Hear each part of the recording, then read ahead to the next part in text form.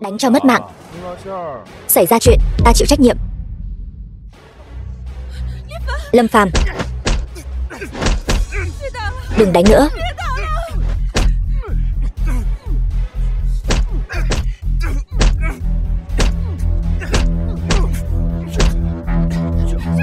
Dừng tay. Ta đi theo ngươi còn không được sao?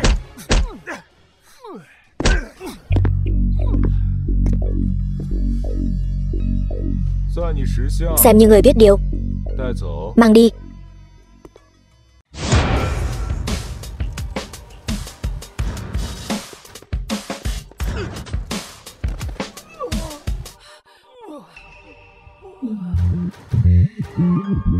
Muốn động đến Thanh Hòa, trước hết qua cửa ải của ta đã.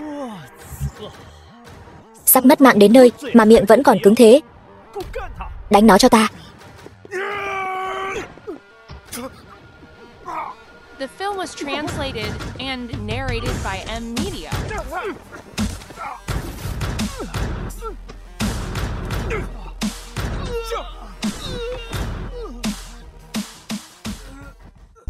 Đường Đường là nhất phẩm thế gia Giang Đông, chỉ có chút thủ đoạn này thôi sao? Hạ tiện. Ca.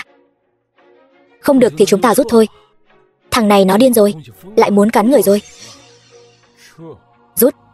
Ta ở Giang Đông bao nhiêu năm, tốn bao nhiêu tiền, nuôi bao nhiêu người, không phải là vì hôm nay sao? Hôm nay ta mà không lấy mạng được ngươi thì ta không mang họ Từ. Đi. Mời lãnh đạo Quách Vinh Khang. Lâm Phàm, lần này phiền phức lớn rồi. Truyền thuyết Quách lãnh đạo không chỉ thống lĩnh huyết ngục Giang Đông, mà chính là thân tín được đích thân đại hộ pháp huyết ngục, Huyết Hoa Hồng đại nhân đề bạt. Ta còn tưởng là ai? Huyết Hoa Hồng phải không? Ta đã biết. Ta biết rồi. Chờ khi mà hắn đến, ta đi thu hút sự chú ý của hắn. Huynh thừa lúc chúng không đề phòng, đi từ cửa sau. Vở kịch hay như vậy, sao lại đi chứ? Lâm Phàm, một lát nữa Quách lãnh đạo giá lâm. Ta hy vọng cái miệng của ngươi vẫn cứng như vậy. Ai? Ai mà ngông cuồng vậy?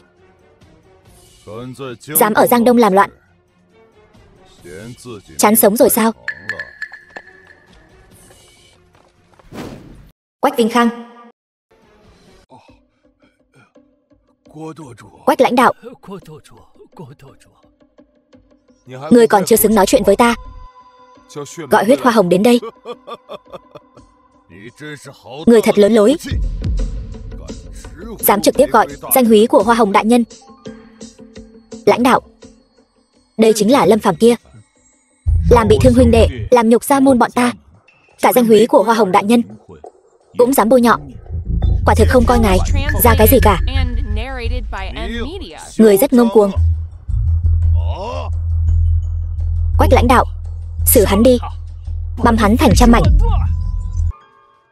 Lâm Phàm, ngươi cắn đứt một tai của Từ Tử Hằng.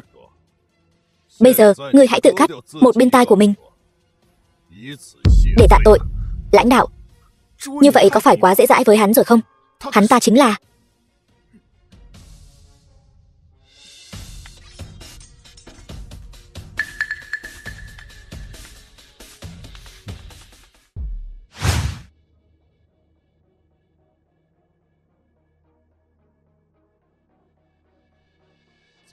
Sao? Cần ta tự tay làm sao? Lãnh đạo đã tha cho ngươi một lần rồi đấy.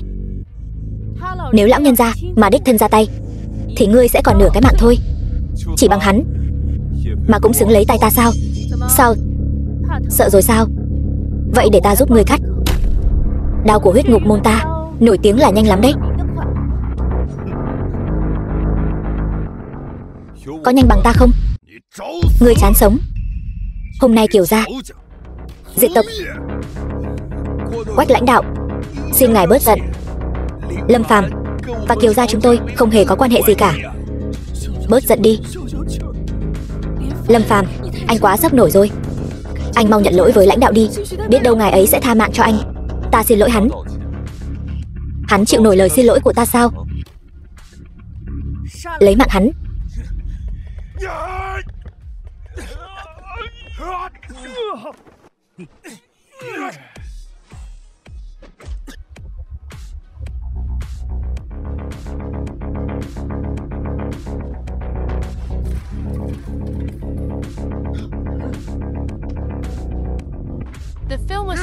translated and narrated by M Media.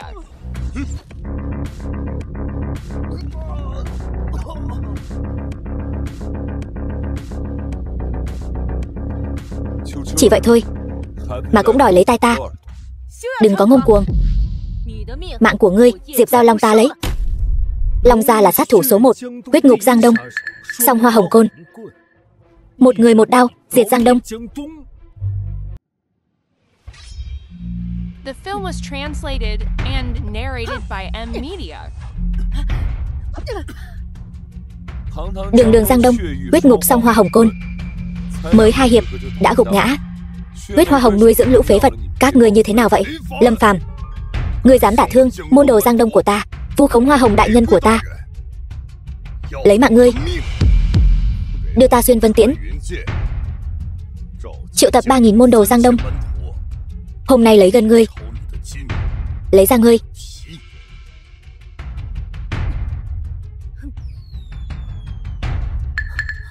Không ổn, chủ thượng gặp nguy hiểm. Đại nhân, cô đến nhanh vậy. Quách Vinh Khang, kẻ đáng bị treo đèn trời là ngươi mới đúng. Đại nhân, ta dọn dẹp. Ngoại trừ Lâm Phàm, tất cả ra ngoài. Kẻ kháng mạnh, lấy mạng không tha. Đây lại là nhân vật nào nữa đây? Oai phong như vậy. Cả Quách lãnh đạo kia cũng nghe lời cô ta giam giáp. Người này chắc chắn không đơn giản.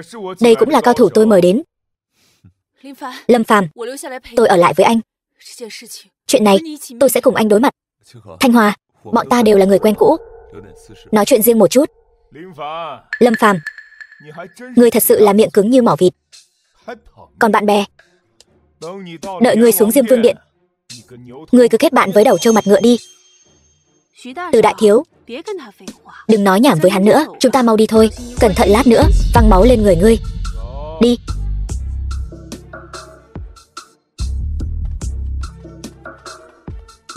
Mau đi.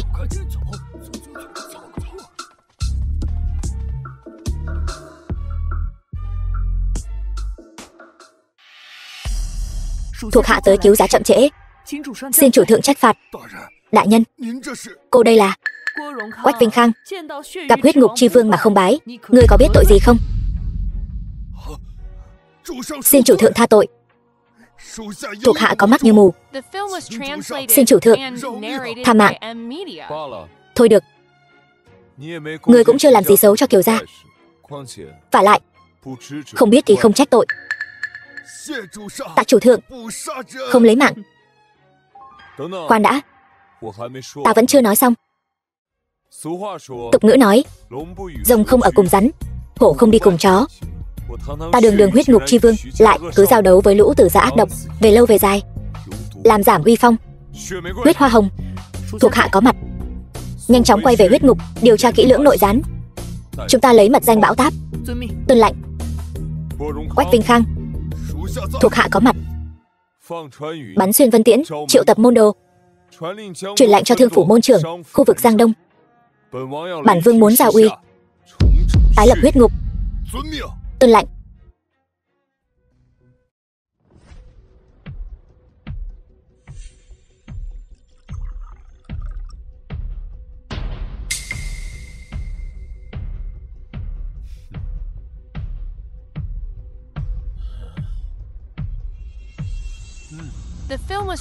Chả ngon đấy, chỉ là pha hơi dở.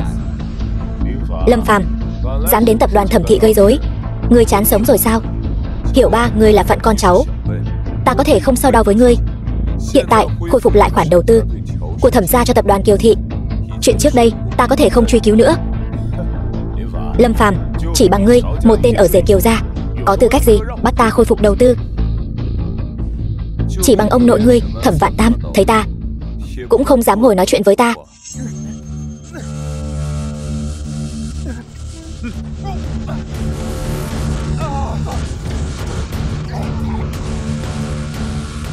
Làm bỏng ta rồi. Lâm Phàm, người biết ông nội ta là ai không? Giang Đông thủ phủ Thẩm Vạn Tam, tên thường gọi Nhị Cẩu Tử. Trời ơi, thằng nhãi này làm sao biết được tên thường gọi của ông nội ta chứ? Lâm Phàm, Xem như ngươi biết điều đấy. Ở Giang Đông này, chỉ có người khác cung kính với Thẩm gia ta, không ai có thể bắt Thẩm gia ta cúi đầu.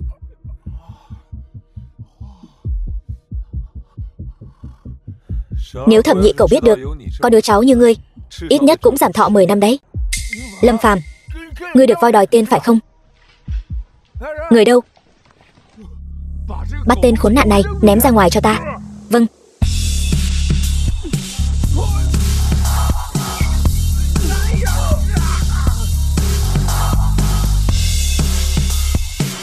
Lâm Phàm, ngươi muốn làm gì?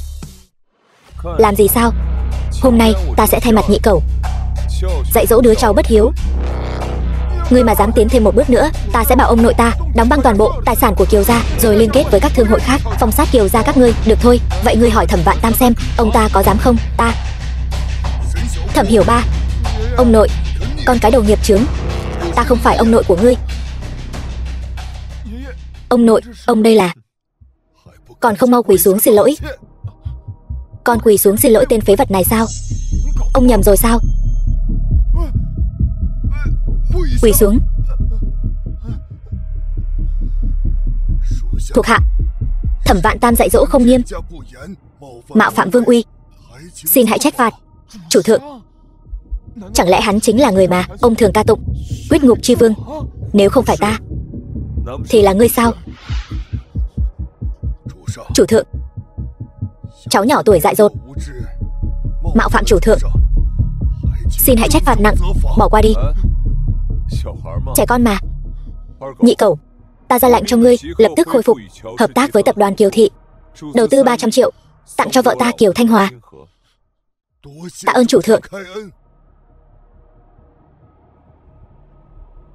Đứa nhỏ này mà không dạy dỗ nữa thì hỏng mất.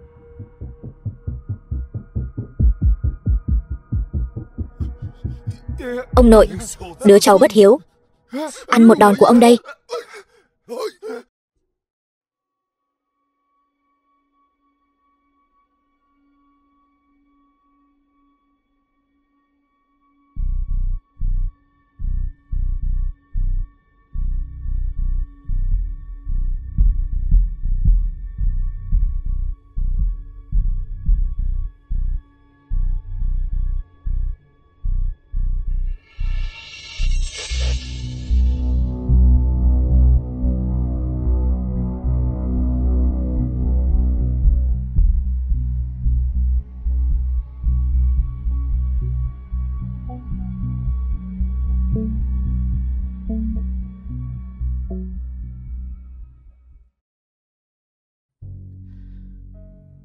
Lâm Phàm, tôi có linh cảm chẳng lành. Tôi luôn cảm thấy buổi đấu thầu hôm nay sẽ có chuyện gì đó không ổn.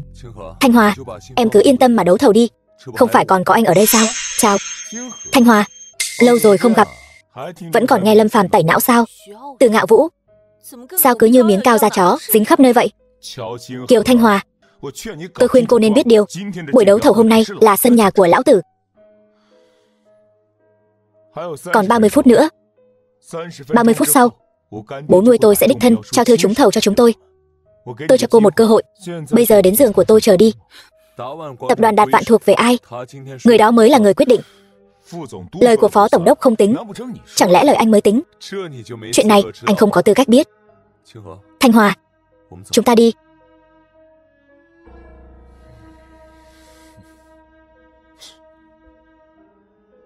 Đồ phế vật, rồi ngươi sẽ phải trả giá. Xin hỏi cô là đại diện tập đoàn Kiều Thị, cô Kiều Thanh Hòa phải không? Đúng, là tôi. Buổi đấu thầu sắp bắt đầu rồi. Tập đoàn Kiều Thị vẫn chưa nộp hồ sơ dự thầu. Xin hỏi, cô có phải muốn bỏ cuộc không? Cái gì? Đừng tìm nữa chị ơi. Hồ sơ dự thầu đó, em là người lấy đấy. Kiều Vi Vi, em trên mạng mình quá dài hả? Thảo nào hồ sơ trên bàn lại biến mất. Nhưng mà em vừa mới nộp lúc nãy rồi, tỷ yên tâm, có một bất ngờ dành cho tỷ. Không phải. Kiều Vi Vi, muội muốn làm gì? Muội có biết hồ sơ dự thầu này quan trọng với Kiều gia đến mức nào không? Nếu xảy ra sai sót thì sao? Xảy ra sai sót thì đã sao? Giới thiệu một chút. Kiều Vi Vi, nhân viên xuất sắc của Từ Thị chúng tôi. Hơn nữa còn là chủ tịch tương lai của Kiều Thị. Kiều Vi Vi, Muội có phải thật sự cho rằng tập đoàn Đạt Vạn đã thuộc về các ngươi không? Chẳng lẽ thuộc về ngươi sao? Lâm Phàm, chuột cống trong cống rãnh, sao có thể sánh với nhật nguyệt của Từ gia? Ta chỉ là bỏ tối theo sáng, vì Kiều gia cũng là vì tỷ tỷ mà tìm một con đường sống. Ngươi đừng có ở đây quấy rối. Thanh Hòa, ngươi xem muội ngươi có giác ngộ chưa kia? Ngươi nhìn lại ngươi xem. Tỷ, vừa rồi Lý Phó Tổng đốc gọi điện cho Từ tổng, ta đã nghe thấy hết rồi. Buổi đấu thầu hôm nay chỉ là làm cho có lệ thôi. Tập đoàn Đạt Vạn này đã được chỉ định từ trước rồi. Cho nên dù ta có cố gắng thế nào, Kiều gia cũng khó tránh khỏi kiếp nạn này. Thanh Hòa, tập đoàn Đạt Vạn đúng là đã được chỉ định rồi, nhưng không phải bọn họ, mà là muội. Lâm Phàm, ngươi nghĩ ngươi là ai chứ? Tập đoàn Đạt Vạn này, ngươi nói cho ai thì cho người đó sao? Ta cũng lười mắng hắn rồi. Thanh Hòa, ngươi mau chóng tìm một đại phu cho Lâm Phàm đi khám, xem não hắn có phải có vấn đề rồi không. Thuốc men khám bệnh cứ để dành cho chính mình đi, lát nữa ngươi còn cần hơn ta đấy. Chúng ta đi.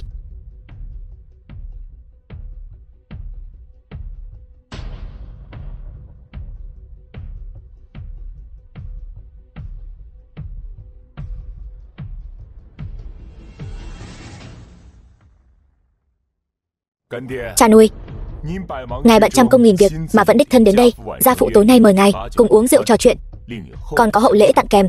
Từ gia đúng là quen biết sâu rộng. Từ khi nào mà ngay cả Lý đại nhân cũng đứng về phía họ? Ngươi còn chưa biết sao? Cha của Từ đại thiếu vừa mới cùng Lý đại nhân kết nghĩa huynh đệ, bây giờ người ta là hai lão đại liên hợp. Tập đoàn Đạt Vạn chỉ là thứ yếu. Nếu có thể quen biết với Từ đại thiếu thì chủ tịch của chúng ta cũng được hưởng ké vinh quang. Phó Tổng đốc đại nhân có lệnh. Đợi đã, còn tôi nữa. Xin lỗi, tôi đến muộn. Thanh Hòa, Du Lạc, Phó Tổng đốc đại nhân có lệnh. Buổi đấu thầu bắt đầu.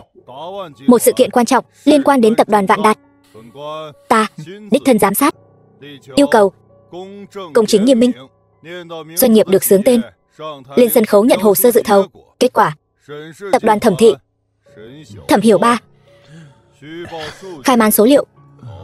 Loại, tập đoàn Hứa Thị, Hứa Du Lạc giả mạo tư cách. Loại, sao cả tập đoàn Hứa Thị cũng bị loại? Tập đoàn Cường Thịnh, loại. Tập đoàn Thiên Tuấn, loại. Công ty vật liệu Vạn Thuận, loại. Loại, toàn bộ bị loại. Tập đoàn Kiều,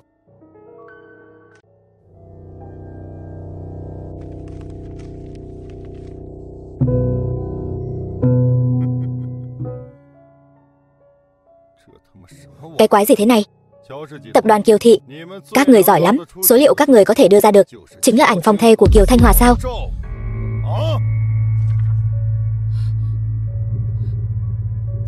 Tập đoàn Kiều Thị này chẳng phải rõ ràng là dùng mỹ nhân kế với Lý đại nhân sao? Thật là mất mặt. Đừng nói nữa, vài tấm ảnh của Kiều Thanh Hòa này cũng có chút nhan sắc đấy chứ. Thanh Hòa, chúng ta là bạn thân bao nhiêu năm, không ngờ cô còn có chiêu này. Sao lại thế chứ? Kiều Vi Vi, tại sao cô lại làm vậy? Đây là điều bất ngờ mà cô nói sao? Tôi đã đặc biệt tuyển chọn những bức ảnh này đấy. Chị ơi, chị thấy tôi tốt với chị không? Có bất ngờ không? Có ngạc nhiên không? Các người thật hèn hạ. Hèn hạ thì đã sao?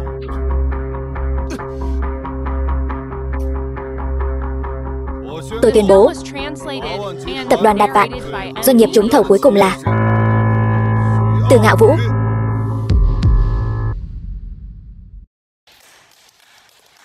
Lý đại nhân anh minh, Từ tổng danh xứng với thực.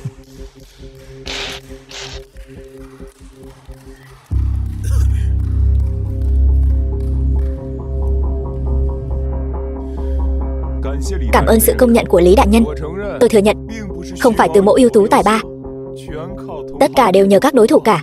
Từ Ngạo Vũ xưa nay kiêu ngạo, lại có Lý đại nhân chống lưng, thế này thì còn ra thể thống gì nữa? Uổng công chúng ta vất vả chuẩn bị hồ sơ dự thầu, đến cuối cùng lại thành ra làm nền cho thái tử. Các vị có ý kiến gì về kết quả trúng thầu không?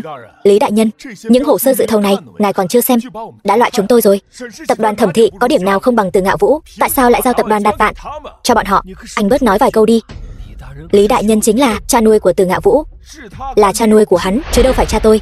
Hôm nay tôi phải đòi lại công bằng. Rốt cuộc là dựa vào cái gì? Dựa vào cái gì?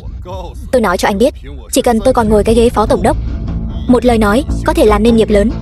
Một lời nói có thể quyết định mạng sống. Gian lận, ngươi sớm muộn gì cũng sẽ gặp báo ứng. Lâm Phàm, chúng ta đi thôi. Từ Ngạo Vũ đã bám víu được phó tổng đốc. Hai người họ liên thủ. Chúng ta ở Giang Đông không còn chỗ dung thân nữa rồi. Đi sao? Hôm nay ta muốn thay nàng, còn cả Giang Đông này nữa, tái tạo lại thế lực.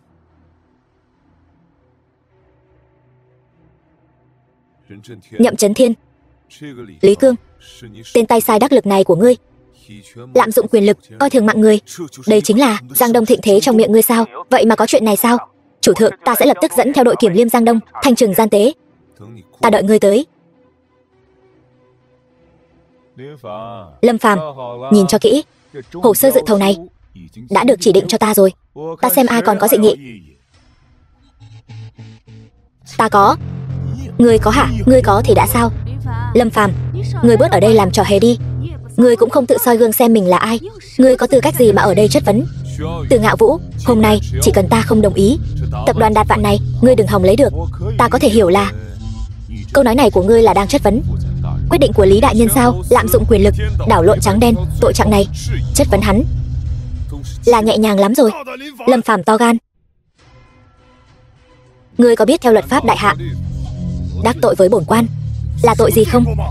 Lý đại nhân, vậy ngươi có biết theo luật đại hạ, tên tham quan ô lại như ngươi lại là tội gì không? Trả xét ta. Ta cực kỳ thần thánh, nắm đại quyền trong tay, không ai có thể tra xét ta. Còn muốn đi? Mấy tên này xử lý thế nào đây? Tội phạm Lâm Phàm vu khống bổn quan, ăn nói láo xược, xử tại chỗ, tuân mệnh. Tất cả nhìn cho kỹ. Ở Giang Đông này, cái giá phải trả khi dám đắc tội với cha nuôi ta chính là như vậy. Họ Lý, ngươi sẽ hối hận. Hối hận. Ở Giang Đông này, ta chính là trời, kẻ có thể khiến ta hối hận còn chưa sinh ra đâu. Bắt lấy. Khoan đã. ICBC đang làm việc. Tất cả mọi người phối hợp điều tra. Lâm Phàm, chuyện gì thế này? Ngồi xuống chờ xem kịch hay đi.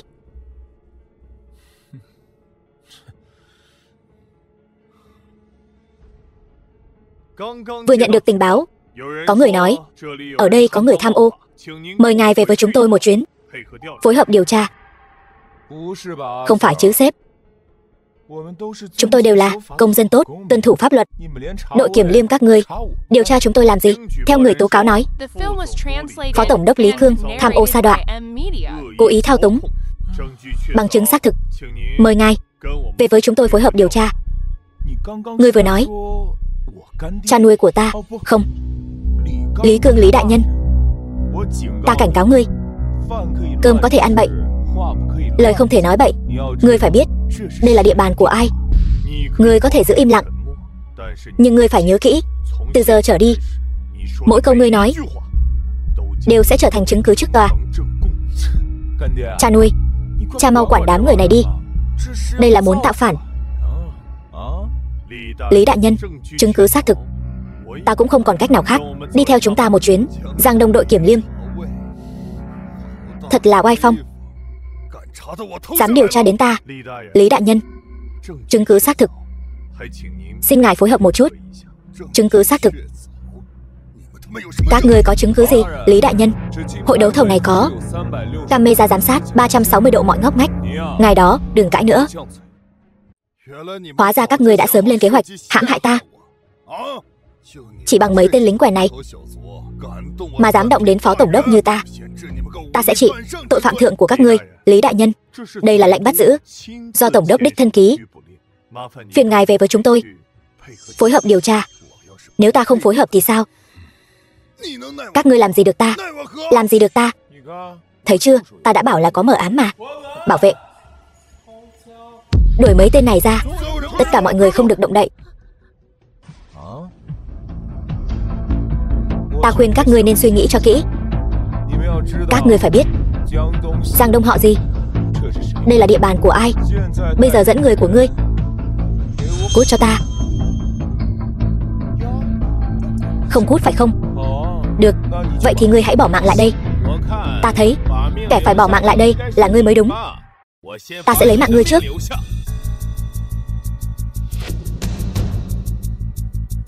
Bắt hết lại. Đại nhân, người nghe tôi giải thích. Hãy nghe tôi giải thích. Lý Cương, người thật to gan. Đại nhân, trong túi tôi có một thẻ ngân hàng. Chính là do Từ Ngạo Vũ đưa cho tôi. 300 triệu của tôi, 1 đồng tôi cũng không dám tiêu. 1 đồng cũng không dám tiêu. Cha nuôi, cha đây chẳng phải là qua cầu rút ván sao? Là do cha yêu cầu mà. Ngươi câm miệng cho ta. Ai là cha nuôi của ngươi? Câm miệng cho ta. Thân là phó tổng đốc, coi thường vương pháp, chống đối đội kiểm liêm. Tội thứ nhất, ngươi dựa vào quyền thế hoành hành bá đạo. Tội thứ hai, câu kết với Từ gia, lén lút tham ô. Tội thứ ba, ngươi có biết tội không? Đại nhân, xin hãy minh giám, ngài hãy tra xét lại. Đội kiểm liêm, có. Hãy áp giải tên tội phạm Lý Cương Từ Ngạo Vũ. Đưa đi, chờ ngày xét xử. Vâng, thưa ngài. Đại nhân, ngài hãy tra xét lại. Xin hãy tra xét lại. Đại nhân, ngài hãy tra xét lại đi đại nhân. Mang đi. Tập đoàn Đạt Vạn liên quan đến mạch sống của người dân Giang Đông, tuyệt đối không thể xảy ra sơ suất. Gần đây tôi đã vì việc này mà bôn ba khắp nơi, trong lòng đã có quyết định. Bây giờ tôi tuyên bố, đơn vị trúng thầu tập đoàn Đạt Vạn là Tập đoàn Kiều Thị Kiều Thanh Hòa. The film was translated and narrated by M Media. Tôi. Vợ ơi, anh cảm thấy kết quả này rất đúng. Hồ sơ dự thầu tốt nhất là tập đoàn Kiều Thị của em đó. Tập đoàn Kiều Thị quy mô tuy nhỏ, nhưng những năm gần đây làm ăn chân chính, danh tiếng rất tốt. Hơn nữa, còn có uy tín trăm năm làm bảo đảm. Giao tập đoàn Đạt Vạn cho tập đoàn Kiều Thị và Thanh Hòa tiểu thư, người dân Giang Đông có thể yên tâm rồi. Thưa ngài, ngài thật sự tin tưởng Kiều gia như vậy sao? Tôi tin tưởng cô, còn có người đứng sau cô. Nhậm đại nhân, để đảm bảo công bằng, hay là đấu thầu lại đi. Thanh Hòa, in lại một bản hồ sơ dự thầu, đưa cho tổng đốc đại nhân xem qua. Nói rất đúng. Tuyệt quá, không ngờ thật sự trúng thầu tập đoàn Đạt Vạn rồi. Thanh Hòa, chúc mừng cô nhé. Chúng tôi đi trước nhé. Tạm biệt. Lâm Phàm, chúng ta mau về nhà, báo tin cho ba mẹ thôi. Đừng đi mà. Mọi người làm gì vậy? Cô hiểu lầm rồi, chúng tôi là bất động sản Hán Trung, dự án tập đoàn Đạt Vạn. Chúng ta hãy hợp tác với nhau nhé. Kiều tổng, tôi đại diện cho Thiên Lượng Văn Hóa. Sau này chúng ta cùng nhau hợp tác cùng có lợi nhé. Mọi người yên tâm, chúng tôi sẵn lòng hợp tác với các bên. Chúng ta sẽ cùng nhau tiến lên, cùng nhau kiến tạo Giang Đông, cùng nhau hợp tác cùng có lợi. Đi thôi. Vi Vi, sao cô còn ở đây? Tập đoàn Kiều Thị chúng ta trúng thầu rồi. Tôi phải ở lại chúc mừng chứ? Không phải chứ? Cô không phải là nhân viên xuất sắc của Từ Ngạo Vũ sao? Cố tình ở lại đây xem chị gái cô mất mặt sao? Tôi. Chị ơi, chị coi anh ta kìa.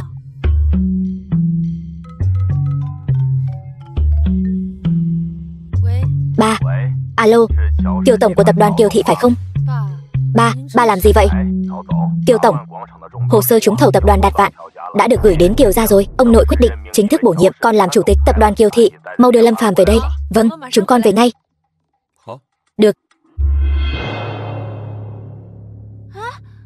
Chị ơi, đợi em với. Bẩm chủ thượng, vừa nhận được tin báo, phu nhân tự mình đi tìm Từ Tử Hằng rồi.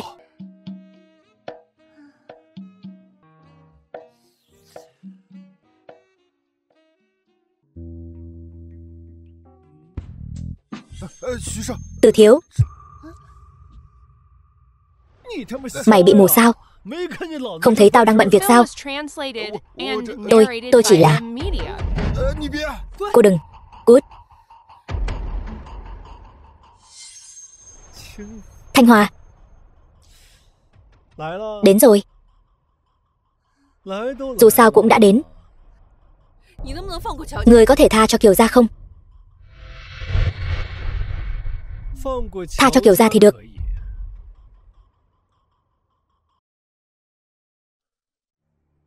nhưng tha cho ngươi thì không được.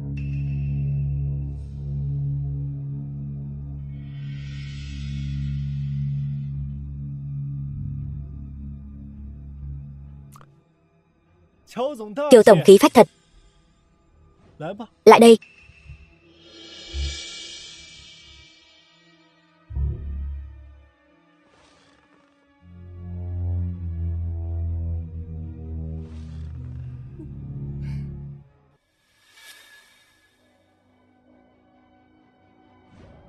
Đứng lại. Dám xông vào Từ gia hả? Chán sống sao? Cút. Tôi đến tìm vợ tôi. Tìm vợ mày sao? Mày chính là tên phế vật Lâm Phàm ở Kiều gia đó hả? Từ thiếu đang ở bên trong làm việc đấy. Làm xong rồi mày quay lại. Chán sống phải không? Chán sống. Tao đúng là chán sống đó. Đồ phế vật nhà mày. Làm gì được tao?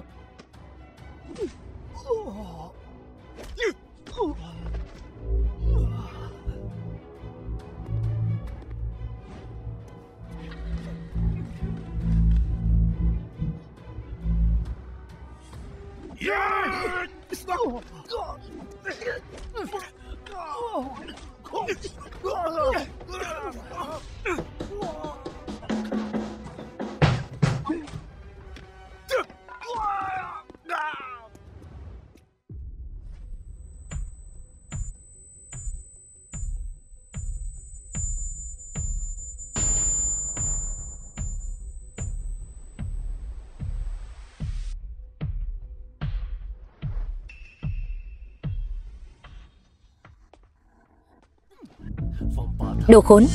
Tôi ra nông nỗi này đều là do hắn hại. Hôm nay tôi sẽ bắt cô trả giá. Từ Tử Hằng. Tên khốn nạn này. Hôm nay chính là ngày giỗ của mày. Lâm Phàm. Thằng phế vật như mày đến đây để nộp mạng sao?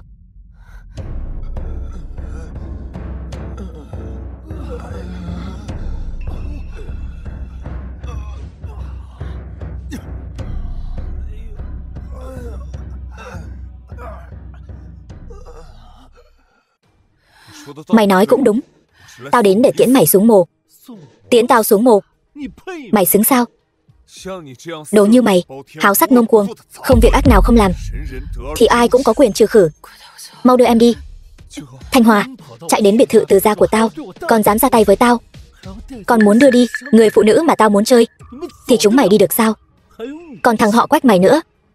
Tao nói cho mày biết, chỗ dựa của tao bây giờ chính là Huyết Ngục Môn. Vị trưởng lão thứ hai, Tây Môn Báo, Báo ca. Anh ấy sắp đến rồi. Tây Môn Báo sao?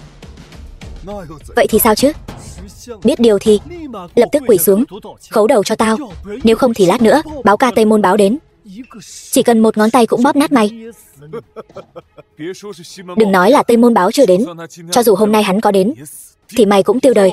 Diệp Giao Long thuộc hạ có mặt, lấy mạng hắn. Dừng tay.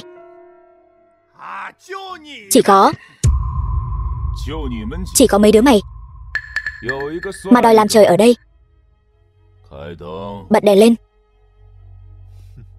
Báo ca, chính là thằng điên này. Ngài giúp tôi xử lý hắn đi. Còn cả tên họ Quách này nữa, vì che chở cho thằng điên này mà hoàn toàn không coi ngài ra gì. Không vội.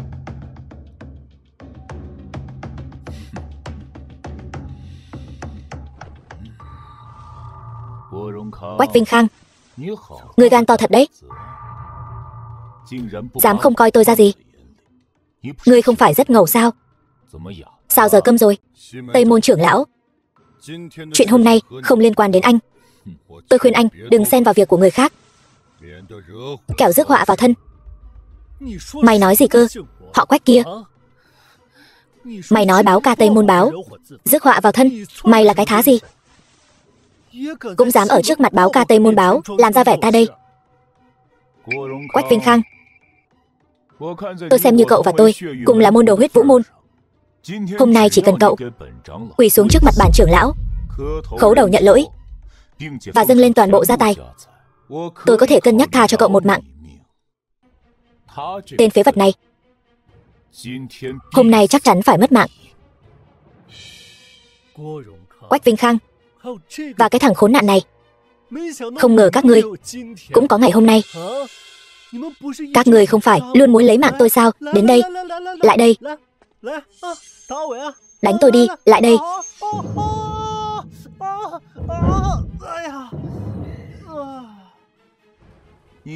Cậu vậy mà tiếp tục dám đánh người của tôi. Tôi đã đánh rồi. Anh có thể làm gì? Hôm nay là cậu ép tôi đại khai sát giới. Người đâu? Có, anh dám. Quách Vinh Khang. Xem ra hôm nay cậu là vì tên phế vật này mà liều mạng với tôi. Cậu dựa vào cái gì mà liều mạng với tôi? Cậu có thực lực đó sao? Chỉ bằng mấy tên cá thối tôm nát dưới tay cậu có thể cản được người của tôi sao? Tây Môn Báo, anh đừng quá kiêu ngạo. Tôi có thể không phải đối thủ của anh, nhưng Hoa Hồng đại nhân có thể dễ dàng bóp nát anh. Huyết Hoa Hồng là cái thá gì? Tôi là Huyết Ngục Tứ Thánh, dưới trướng Bạch Hổ, nghĩa tử của Lôi Càn Tuyệt. Cái gì? Nghĩa tử? Anh thật to gan. Huyết Ngục môn quy định rõ ràng, không được kết bè kết phái. Anh dám coi thường môn quy? Quách Vinh Khang, cậu có tư cách gì mà chỉ trích tôi? Các cậu chẳng phải cũng kết bè kết phái sao? Trước đây, khi Huyết Ngục Chi Vương còn tại vị, Huyết Hoa Hồng quả thật là đại nhân vật. Nhưng hiện tại, vương tọa đã mất tích 3 năm, sinh tử chưa rõ. Huyết Hoa Hồng nàng ta cùng lắm chỉ là một con chó mất chủ. Anh, cậu tưởng tôi sẽ sợ nàng ta sao? Thôi được rồi, tôi cũng không nói nhảm với cậu nữa. Hôm nay cho cậu hai lựa chọn, hoặc là mất mạng ở đây, hoặc là rút khỏi Huyết Ngục môn. Rút khỏi Huyết Ngục môn hay không? Lời của cậu là quyết định sao? Tôi không quyết định. Cậu quyết định sao? Cậu nói đúng rồi đấy. Tôi mới là người quyết định. Vậy thì các người nộp mạng hết đi. Dừng tay. Khẩu khí của cậu thật lớn.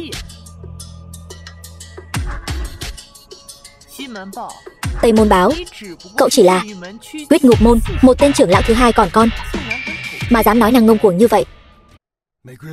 Hoa Hồng đại nhân, cô cuối cùng cũng đến rồi. Tên Tây Môn Báo này đối với cô và chủ thượng có hành vi bất kính, cô đừng tha cho hắn.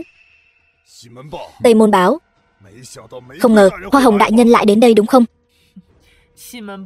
Tây Môn Báo, anh thân là trưởng lão thứ hai, ngỗ nghịch phạm thượng, phải chịu tội gì? Tôi phải chịu tội gì? Còn chưa đến lượt cô. Huyết Hoa Hồng đến dạy dỗ, cô tính là thứ gì? Huyết Ngục Chi Vương đã mất tích 3 năm rồi. Cô bất quá chỉ là một con cẩu hoang mất chủ. Còn nghĩa phụ tôi, Lôi Càn Tuyệt, sẽ xưng vương trong tương lai. Hỗn xược. Huyết Ngục Chi Vương đã mất tích thì vẫn là Huyết Ngục Chi Vương. Lôi Càn Tuyệt kia vẫn phải cúi đầu khom lưng. Cô quả nhiên là một thuộc hạ trung thành. Nhưng có ích gì chứ? Huyết Ngục Chi Vương 3 năm không có tin tức. Nghĩa phụ tôi, Lôi Càn Tuyệt, sẽ là Huyết Ngục Chi Vương. Lòng lang dạ sói, chán sống.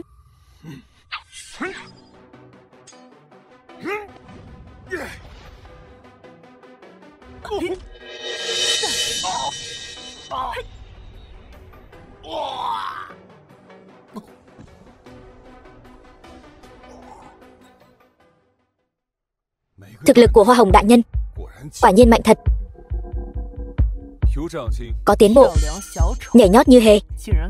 Vậy mà dám bất kính với Huyết Ngục Chi Vương. Súc sinh, cậu dám động đậy, tôi sẽ lấy mạng cậu. Cả Tây Môn Báo cũng bại rồi, cậu còn không mau chịu trói, muốn nộp mạng sao? Đồ phế vật vô dụng, đồ nhu nhược. Tây Môn Báo, cậu còn gì để nói không? Huyết Hoa Hồng, hôm nay tôi nhận thua, nhưng cô đừng quên, tôi là con nuôi của Lôi Càn Tuyệt, thuộc hạ dưới trướng Bạch Hổ. Cô dám động thủ với tôi sao? Cậu nghĩ lấy Lôi Càn Tuyệt ra là có thể uy hiếp tôi sao? Tôi sẽ tha cho cậu sao? Uy hiếp thì không dám. Tôi chỉ muốn cảnh cáo cô, nghĩa phụ tôi nhất định sẽ là Huyết Ngục Chi Vương. Cô hôm nay lấy mạng tôi,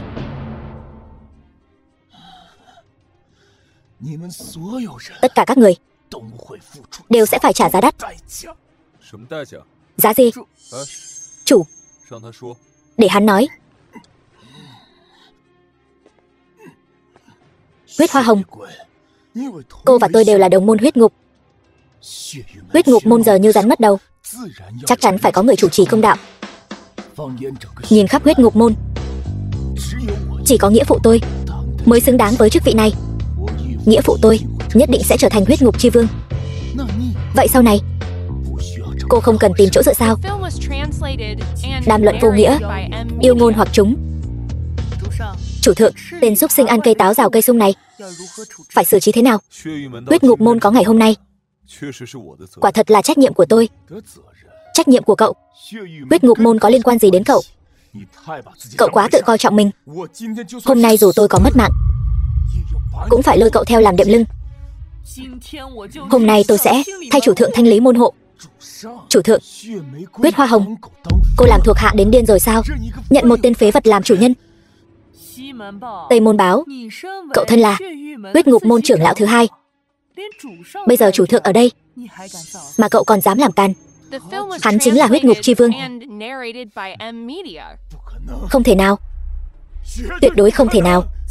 Nếu là tôi thì không có gì là không thể.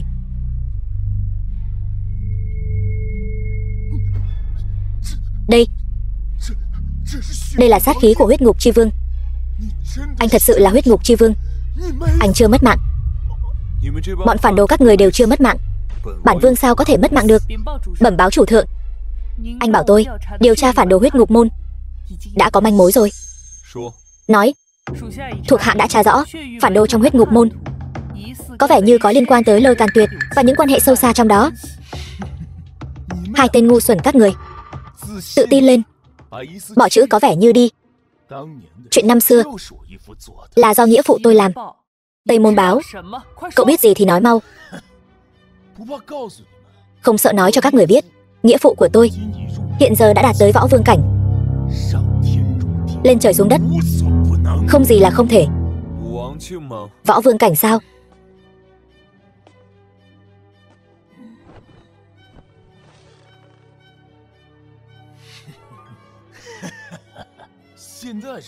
Bây giờ biết sợ rồi sao? Muộn rồi. Năm xưa nghĩa phụ tôi có thể khiến anh mất nửa cái mạng. Bây giờ nghĩa phụ tôi tu vi đại tăng. Ông ấy đã sớm khác xưa rồi. Đằng sau còn có người khiến chúng sinh ngưỡng vọng, làm chỗ dựa. Anh lấy gì mà đấu với nghĩa phụ tôi? Vô lễ. Chẳng lẽ tôi nói sai sao? Hắn ta đã làm 3 năm rùa rụt cổ, chị e đã thành phế nhân rồi. Cho dù hắn đang ở đỉnh cao cũng tuyệt đối không phải là đối thủ của nghĩa phụ tôi. Bản vương vốn định cho cậu một cơ hội cải tặc quy chính. Đây là do cậu tự chuốc lấy.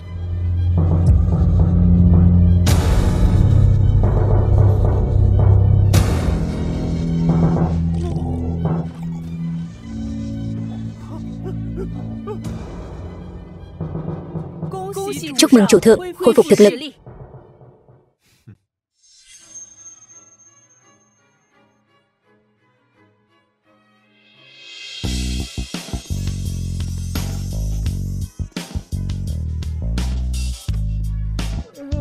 The film was translated and narrated by M Media. Bây giờ nên nói về chuyện của cậu rồi. Quỳ xuống. Lâm Phàm, tôi sai rồi, tha cho tôi đi.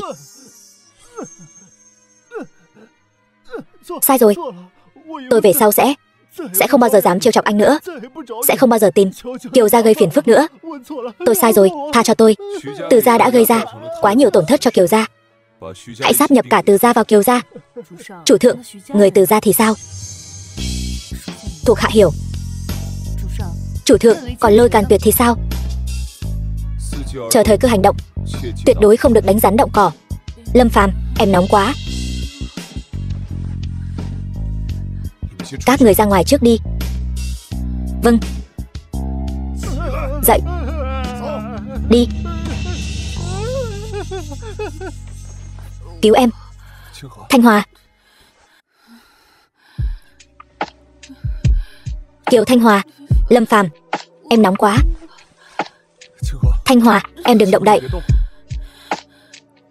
Lâm Phàm, Thanh Hòa, em cứ như vậy tôi sẽ không kiềm chế được bản thân.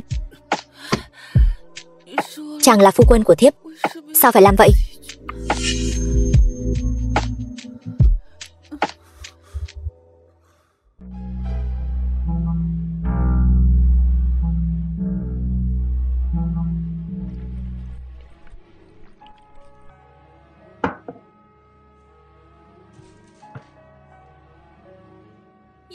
Du Lạc, Thanh Hòa, lâu rồi không gặp cô. Giới thiệu với cô một chút, đây là Lâm Phàm. Hai người đã gặp nhau trước đây rồi sao? Gặp nhau lúc hội đấu thầu. Mau ngồi đi, món ăn sắp nguội rồi. Ngồi đi. Gọi nhiều món ngon thế này, tốn kém quá. Lâu rồi chúng ta không gặp nhau mà. Ăn nhiều một chút, lần trước cô nói cô muốn làm quen với bạn trai tôi. Giờ thì tự nhiên hết muốn rồi. Lâu rồi không gặp, có người yêu chưa? Sao lại hỏi câu này vậy? Nào cạn ly. Được nào. Đợi đã. Từ tiểu thư, rượu vang đỏ của cô hình như có gì đó không đúng. Lâm Phàm, anh có ý gì vậy? Đây chính là Romani Conti, mấy chục ngàn một chai, có thể có gì không đúng? Du Lạc, cô đừng giận. Lâm Phàm, anh ấy không có ý đó. Lâm Phàm, tôi biết anh là kẻ ở rể, ở nhà không được ăn ngon. Rượu này anh phải uống thêm một ly, biết đâu cả đời chỉ có một lần này thôi. Cô nói cái gì vậy? Ai bảo hắn nói bậy? Thôi được rồi, vậy thì tôi cạn ly trước. Thanh Hòa, ngẩn ra đó làm gì?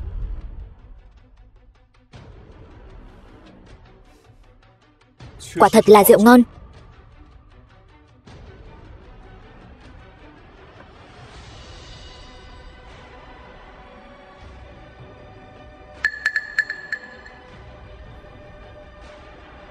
Thanh Hòa, cô sao vậy Thanh Hòa? Thanh Hòa ơi.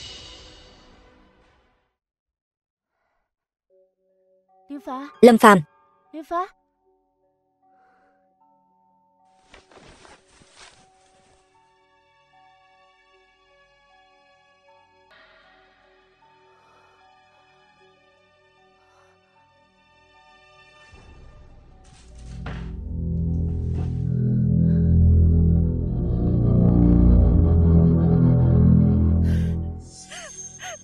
Thanh Hòa, xin lỗi, tôi làm vậy cũng là bất đắc dĩ. Nếu tôi không làm vậy, cha tôi sẽ mất mạng. Tôi cầu xin anh, làm ơn, anh thả cha mẹ tôi ra đi. Muốn tôi làm gì cũng được.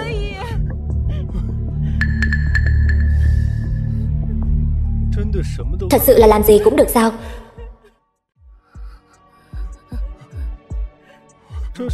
Đây là chồng của Kiều Thanh Hòa, người bạn thân của cô, Lâm Phàm. Xem trên người hắn có phải có mặt dây chuyền này không? Mang hắn đến gặp tôi. Đây chính là chồng của Thanh Hòa. Sao tôi làm được? Cô có thể do dự thêm một chút, nhưng cha mẹ cô chưa chắc đã đợi được đâu. Vậy anh muốn tôi làm thế nào? Làm thế nào? Đây là thuốc đặc chế của tôi. Bỏ thuốc này vào rượu, đợi hắn ta ngất đi, trói hắn ta đến chỗ tôi. Ba mẹ cô có thể được thả. Được, tôi đáp ứng anh.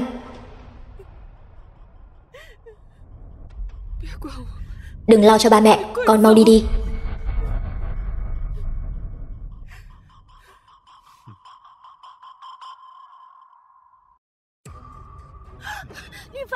Lâm Phàm, sao anh không bị ngất xỉu?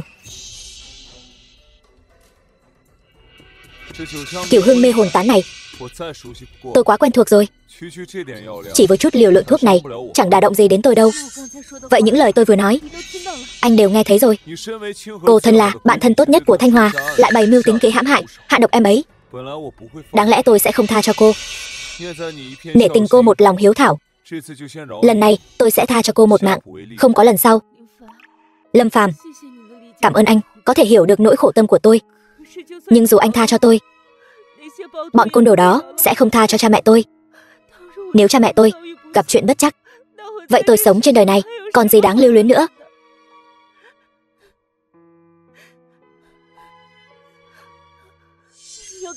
Anh muốn làm gì? Trói tôi lại, mang tôi đi chuộc người. Anh muốn giúp tôi đi cứu cha mẹ tôi sao? Cầm lấy. Trói chặt vào, tranh thủ lúc tôi chưa đổi ý.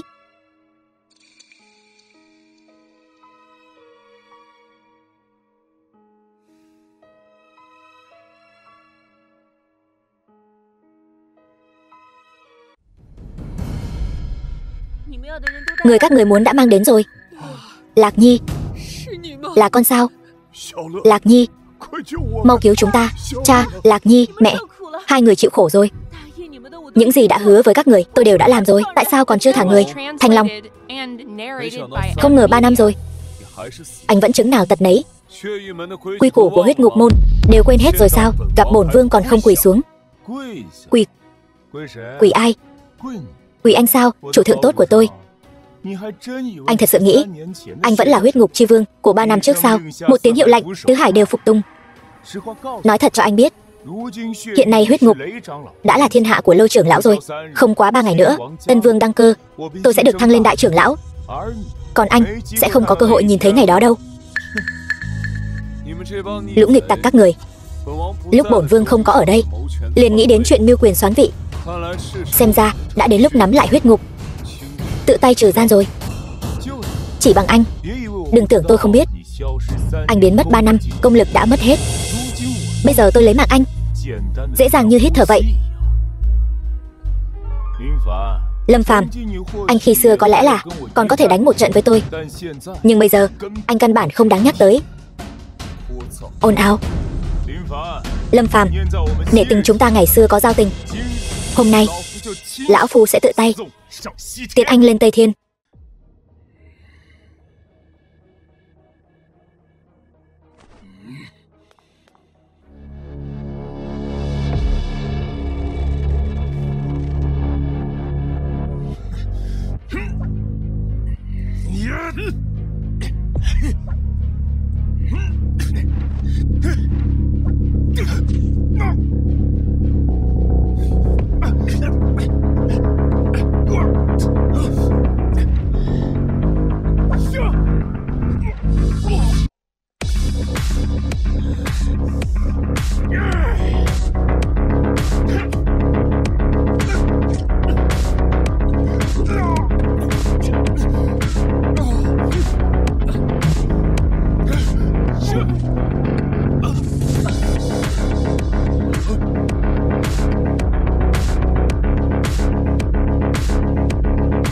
Lâm Phàm, hắn chạy rồi.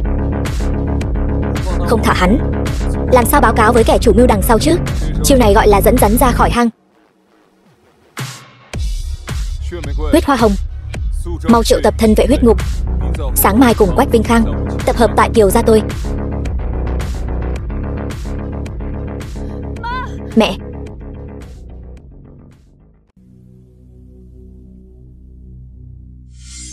Lôi trưởng lão, sau ngày hôm nay Giang Đông sẽ không còn mối đe dọa nào nữa. Ngài có thể yên tâm lên ngôi xưng vương rồi.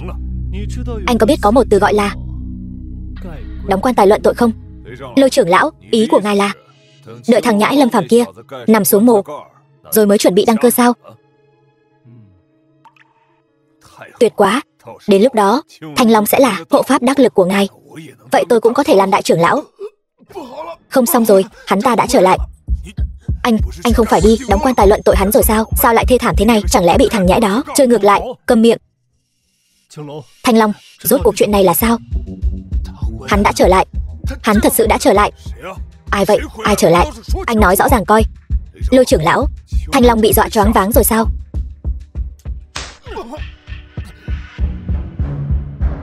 Thanh Long, rốt cuộc chuyện này là sao? Hắn đã trở lại. Hắn thật sự đã trở lại. Thật đáng sợ.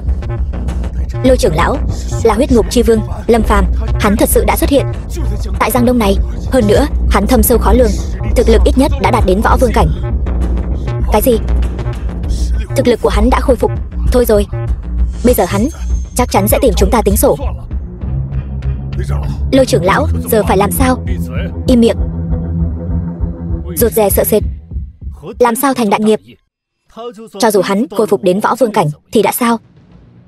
Thực lực của ta, nhờ sự giúp đỡ của vị đại nhân kia, đã sớm đột phá đến cảnh giới trên cả võ vương, bán bộ đế vương cảnh. Lôi trưởng lão Huy Vũ, thì ra ngài mới là người thật sự thâm tàng bất lộ. Anh nghĩ Lôi Càn Tuyệt tôi 3 năm nay ăn không ngồi rồi sao? Lôi trưởng lão, vậy chúng ta tiếp theo nên làm gì? Lâm Phàm đó, nếu cứ mãi làm rùa rụt cổ thì cũng đành. Hắn bây giờ đã dám ló mặt ra thì đừng trách tôi truy sát tới cùng. Truyền lệnh xuống, đại điển đăng cơ ngày mai vẫn cứ tổ chức như cũ, còn phải mời rộng rãi các danh sĩ đại hạ cùng đến chứng kiến lễ đăng cơ của bổn vương. Chúc mừng chủ thượng. Chủ thượng, vậy Lâm Phàm thì sao? Lễ đăng cơ của bổn vương sao có thể thiếu Lâm Phàm được? Sai từ gia chủ Giang Đông đi đưa thiếp mời hắn ngày mai đến nộp mạng. Dạ, đi làm đi. Tôi còn phải đi mời vị đại nhân kia cùng đến tham dự đại điển đăng cơ vào ngày mai.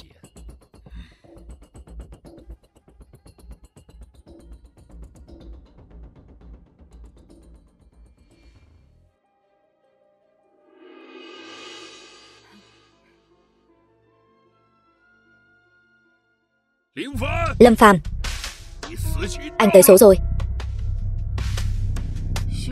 Từ thúc thúc, sao ngài lại tới đây? Sao tôi lại tới đây? Lâm Phàm, tên trời đánh, hại cả nhà tôi, nhà tan cửa nát, vợ con ly tán. Hôm nay tôi muốn cho anh biết thế nào là báo ứng. Từ gia chủ, không ngờ tới con cá lọt lưới như ông lại còn dám đến Kiều gia làm càn. Banh con mắt của anh ra, nhìn cho rõ. Từ gia ta, đằng sau là huyết ngục đại trưởng lão Lôi Càn Tuyệt, hôm nay đăng quang xưng vương. Người đó biết được tình cảnh của nhà bọn tôi, đặc biệt phái tôi đến phủ đệ của anh, mời anh đi nộp mạng. Lôi Càn Tuyệt là cao thủ đỉnh phong, đứng đầu đại hạ. Chỉ nghe Lôi Càn Tuyệt tâm ngoan thủ lạt, nay lại đăng quang huyết ngục chi vương, vậy còn ra thể thống gì nữa? Lâm Phàm, anh mau đi theo tôi lánh nạn, đợi khi nào sóng gió qua đi rồi hãy quay lại. Muốn chạy muộn rồi. Nhìn khắp đại hạ này, không một ai có thể thoát khỏi lòng bàn tay của Lôi trưởng lão. Chỉ là một Lôi Càn Tuyệt nhỏ nhoi còn mơ tưởng đăng quang xưng vương. Chỉ cần bổn vương còn sống trên đời, hắn Lôi Càn Tuyệt sẽ vĩnh viễn không có ngày ngóc đầu lên được. Lâm Phàm, anh nghĩ anh là ai? Tôi là ai? Tôi chính là kẻ lấy mạng của Lôi Càn Tuyệt, huyết ngục chi vương tại nhiệm của đại hạ. Lâm Phàm, anh bị sốt đến hồ đồ rồi sao? Nếu anh là huyết ngục chi vương, vậy thì đại hộ pháp của anh, huyết hoa hồng đâu? Vô lễ.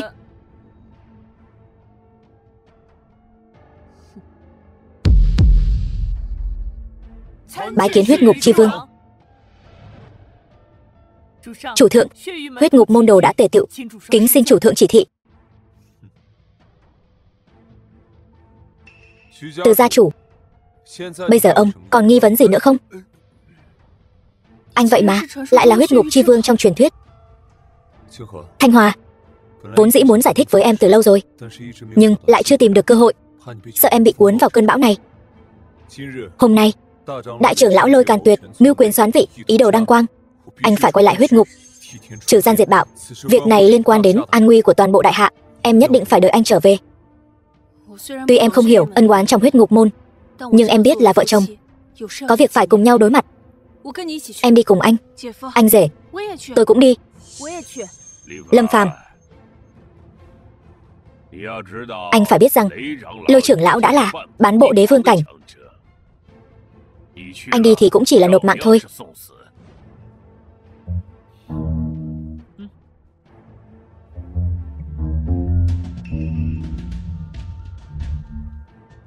Đi thôi.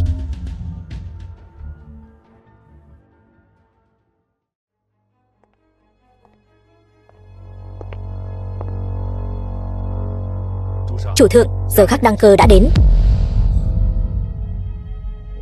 Chưa vội, còn một vị khách quý nữa. Ngài không phải đang đợi Lâm Phàm đấy chứ? Theo tôi thấy, không cần đợi nữa. Đến giờ này rồi, bọn họ vẫn chưa tới. Chắc chắn là sợ mất mạng. Ai nói là tôi không dám đến? Lâm Phàm, tôi cứ tưởng anh sợ mất mạng nên không dám đến. Không ngờ anh còn chút gan dạ. Địa bàn của tôi, sao tôi lại không dám đến? Hơn nữa, Lôi trưởng lão chẳng phải đã gửi thiếp mời tôi đến nộp mạng sao? Vậy tôi cũng đành tiễn hắn lên đường. Lâm Phàm, 3 năm trước tôi có thể khiến anh trọng thương, suýt mất mạng, rơi khỏi vương tọa. Hôm nay anh dám đến đây nộp mạng. Vậy thì chúng ta hãy đặt dấu chấm hết thôi. Hôm nay anh và tôi phân định cao thấp, cũng quyết định mạng sống của nhau. Cái ghế huyết ngục chi vương nhất định phải có kết luận cuối cùng. Lôi Càn Tuyệt, giang hồ không chỉ mỗi đánh chém. Nếu như bây giờ chịu trói, tôi còn có thể cho cậu chút thể diện. Lâm Phàm, anh sợ rồi sao? Sợ thì ngoan ngoãn tự phế bản thân. Tôi có thể cầu xin chủ thượng tha cho người bên cạnh anh. Xem ra các người đã quyết tâm rồi. Vậy thì đừng trách tôi không nể tình nghĩa ngày xưa. Chúng ta quyết tâm thì đã sao? Có chủ thượng ở đây, anh đừng tưởng anh có thể làm nên sóng gió gì. Nghịch tặc, anh đừng hòng hung hăng. Chủ thượng, Hoa Hồng đại nhân, thuộc hạ bình sinh hận nhất chính là loại tiểu nhân bội tín phản nghĩa này. Xin cho phép thuộc hạ trừ gian diệt bạo cho huyết ngục môn, thanh lý môn hộ. Quả nhiên là Quách Vinh Khang. Nếu ngươi đã muốn nộp mạng trước, vậy ta sẽ thành toàn cho ngươi. Anh cũng đừng tự cao tự đại. Với thực lực của anh, thuộc hạ của tôi là Diệp Giao Long, đối phó với anh là đủ rồi. Chủ thượng, Hoa Hồng đại nhân, xin thứ cho thuộc hạ nóng lòng trừ gian diệt bạo, để Diệp Giao Long ra tay trước. Nếu không địch nổi, e là cần Hoa Hồng đại nhân hỗ trợ. Không cần. Đây là ân oán giữa tôi và Lôi Càn Tuyệt. Tôi muốn tự mình ra tay. Chủ thượng là người của huyết ngục. Nếu tôi không vì chủ thượng mà phân yêu, vậy bọn tôi còn tác dụng gì nữa? Xin chủ thượng cho phép. Được rồi, hôm nay một mạng hay 2 mạng cũng vậy. Kẻ nào muốn mất mạng cứ xông lên hết đi.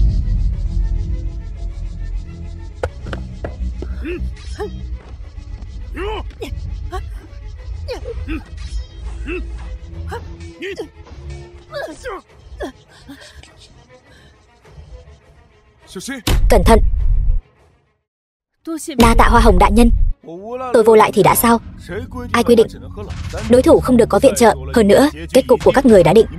Các người có dãy thế nào cũng vô ích. Tôi đây là giúp cô ta được giải thoát trước. Lâm Phàm, cô ấy sẽ không sao chứ? Tàn binh bại tướng cũng dám ở đây cuồng vọng. Lần trước tôi chỉ là cố ý lộ ra sơ hở để dẫn anh mắc câu. Anh tưởng tôi thật sự bị anh đánh bại sao? Kẻ vô sỉ, lại dám đánh lén nữ nhi. Anh còn là đàn ông không? Cô không sợ mất mạng sao? Chỉ với thứ công phu ba lạng của anh tưởng anh có thể đánh thắng tôi sao? Vật này là đại hoàn đan. Chỉ cần một viên, sức mạnh của tôi sẽ được nâng cao cả một cảnh giới, đạt tới võ vương cảnh. Bớt nói nhảm, nộp mạng đi. Hoa Hồng đại nhân sẽ không sao chứ? Quyết ngục đại hoàn đan tuy có thể khiến thực lực tăng lên, nhưng hậu hoạn vô cùng. Huyết Hoa Hồng, cô có thể tiếp được 3 chiêu. Đánh bại tên phản đồ này là không thành vấn đề. Không hiểu gì sao? Giờ tôi đã là cao thủ võ vương cảnh, chỉ bằng cô ta mà còn muốn tiếp tôi 3 chiêu. Tôi 1 chiêu là có thể diệt cô ta. Vậy tôi sẽ thử 3 chiêu của anh.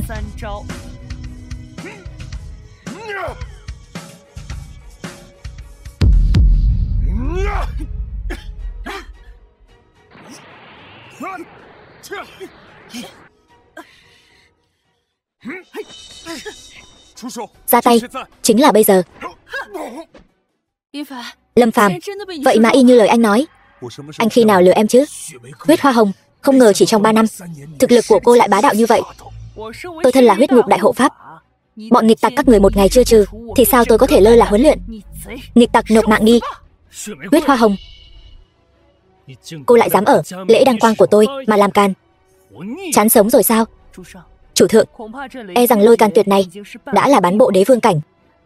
Đã biết thực lực của Lôi Càn Tuyệt tôi, nếu các người quỳ xuống đất cầu xin tha thứ, tôi sẽ để các người toàn thây. Lâm Phàm, bán bộ đế vương cảnh lợi hại đến mức nào? Trước mặt đế cảnh, chúng sinh đều là kiến hôi.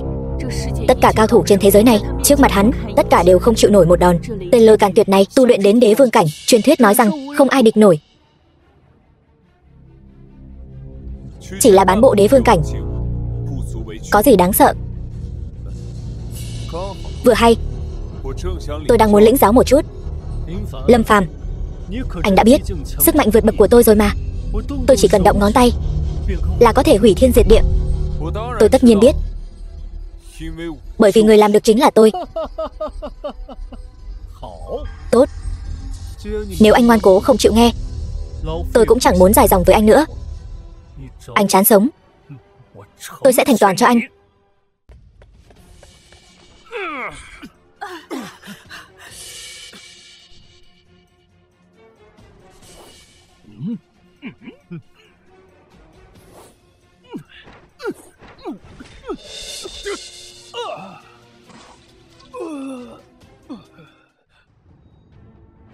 Dừng tay.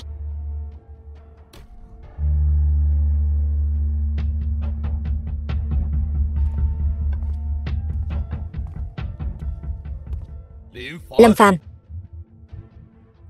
cậu còn nhận ra tôi không?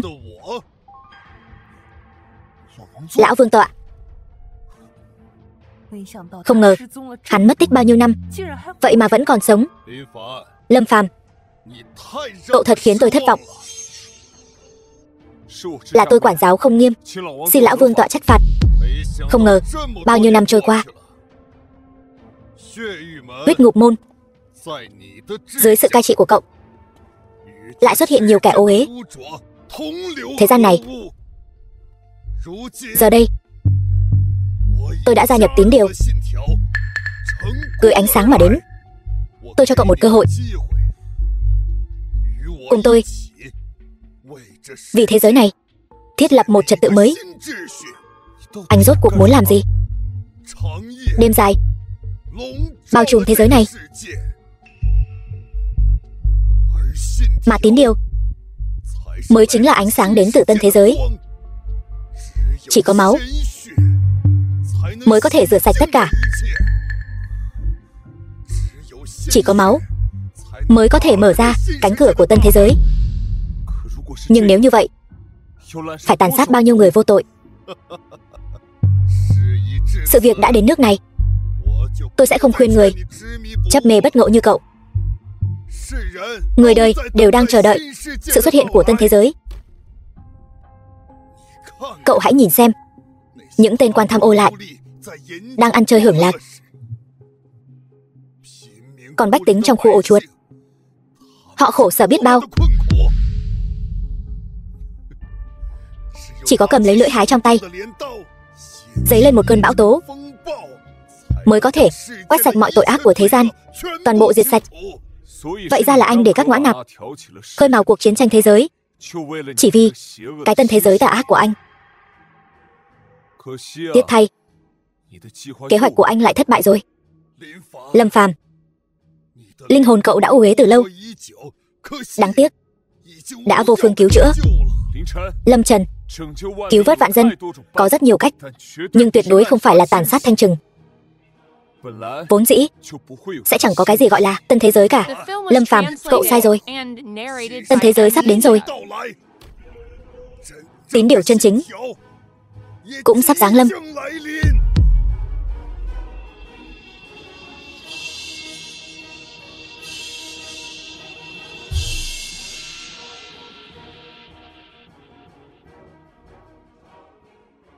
Chúa tha thứ cho các ngươi. Hãy để tín điều dẫn dắt các ngươi bước vào thế giới mới. Đêm dài rút lui, vinh quang về với tín điều. Tín điều chân chính đã đến. Tín điều chân chính đã đến rồi đây. Giáng lâm rồi.